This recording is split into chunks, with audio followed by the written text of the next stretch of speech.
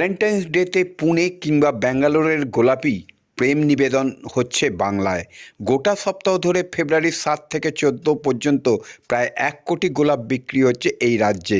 আর 14ই ফেব্রুয়ারি এই একটা দিনই অন্তপক্ষে 50 লক্ষ গোলাপ বেচাকেনা হয়।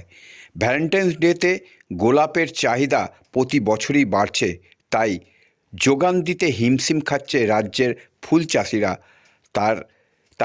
তার জন্য বঙ্গ যুগলদের সাহায্য করতে ব্যাঙ্গালোর এবং পুনে থেকে আমদানি করা হচ্ছে লাল ও সাদা গোলাপ।